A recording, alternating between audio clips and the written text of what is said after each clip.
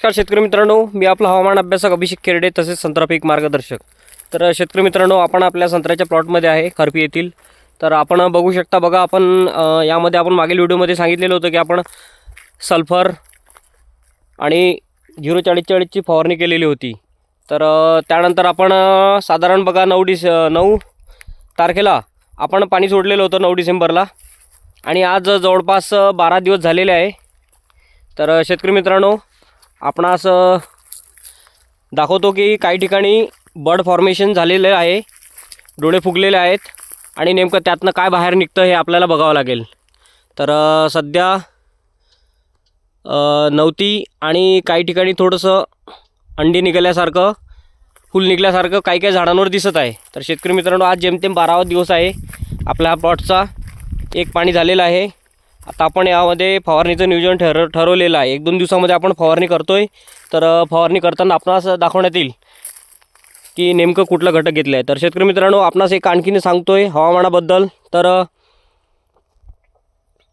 हे बघा, आपण बघू शकता डोळे जे आहे ते फुगलेले आहेत, आणि आता या 2-3 दिवसामध्ये स्पष्ट कळेल नेमकं काय घडणार आहे.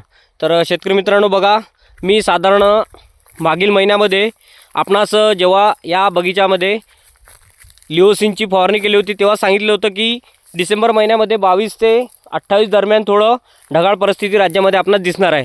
तर शेतकरी मित्रांनो, आपण बघू शकता आज आहे दिनांक 21 डिसेंबर, आणि ठीक आपण सांगितलेल्या तारखेनुसार, जी तारीख आपण 1 महिना अगोदर दिलेली होती त्या तारखेनुसार बघा, आपण असं समोर घडताना दिसतं आहे.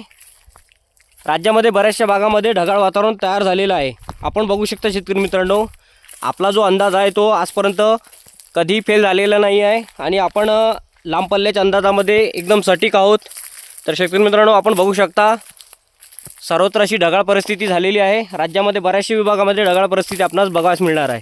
तर कुठलंही काळजी करण्याचं वातावरण नसणार आहे, हे आपण तेव्हा पण नमूद केलेलं होतं शेतकरी मित्रांनो, आणि आता पण सांगतोय, फक्त ढगाळ परिस्थिती राहणार आहे. तर हे बघू शकता आपण शेतकरी मित्रांनो, बऱ्याच ठिकाणी बर्ड्स फुललेले आहेत. काही ठिकाणी पानगळ जी आहे ती जास्त झालेली होती. तर काही झाडांवर हवी तशी पानगळ झालेली नव्हती. तर असो, जेमतेम आपला 12 दिवस झालेले पहिलं पाणी देऊन. आणखीन पुढील व्हिडिओमध्ये आपणास सांगणारच आहोत शेतकरी मित्रांनो की नेमकं परिस्थिती कशी राहील तर संत्र्याची. तर शेतकरी मित्रांनो, हा हवामान अंदाज लक्षात घ्यायची. आणि राहिली गोष्ट थंडीची, तर थंडीमध्ये बघा, आता पश्चिमी विक्षोभ हवेत असे अजूनही आपल्या भारतावर ॲक्टिव्ह नाही आहे. सौदी अरेबिया, ओमान या देशांवरच, आखाती देशांवरच त्याचा प्रभाव जो आहे तो आपल्याला दिसून येतो आहे. तर शेतकरी मित्रांनो, त्याच्यामुळं बरेच तिकडे गारपीट झालेली आहे, पाऊस पण पडलेला आहे, आणि गेल्या 30 दशकानंतर WDमुळे तिथे बर्फवृष्टीसुद्धा आपण झालेली बघितलेली आहे आपल्या चॅनलवर. तर शेतकरी मित्रांनो, हा अंदाज लक्षात घ्यावा, आणि आपली शेताची कामे जी आहे ती आपल्याला सुरू ठेवायची आहे.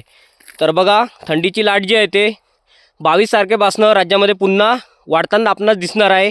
आणि बऱ्याच ठिकाणी टेम्परेचर मध्य महाराष्ट्रामध्ये बघा, त्यामध्ये नगर जिल्हा आलेला आहे, पुणे जिल्ह्यामध्ये बऱ्याचशा भागामध्ये, तसेच उत्तर महाराष्ट्रामध्ये जो पारा आहे तो 5 डिग्री सेल्सिअसपर्यंत येऊ शकतो शेतकरी मित्रांनो. म्हणून आपल्या पिकांची आपल्याला बागांची काळजी घ्यायची आहे शेतकरी मित्रांनो. तर हवे त्या उपाययोजना आपल्याला करावयाच्या आहे. शेतामध्ये आपल्याला शेकोटी पेटवायच्या आहेत. तर ज्या आपल्याकडनं शक्यता ज्या आहे त्या पॉसिबल होतील ते आपल्याला काम करायचं आहे शेतकरी मित्रांनो. म्हणून अंदाज लक्षात घ्यावा शेतकरी मित्रांनो. आणि आपल्याला लेटेस्ट अपडेटसाठी आपल्या चॅनलला फॉलो जरूर करा शेतकरी मित्रांनो. धन्यवाद.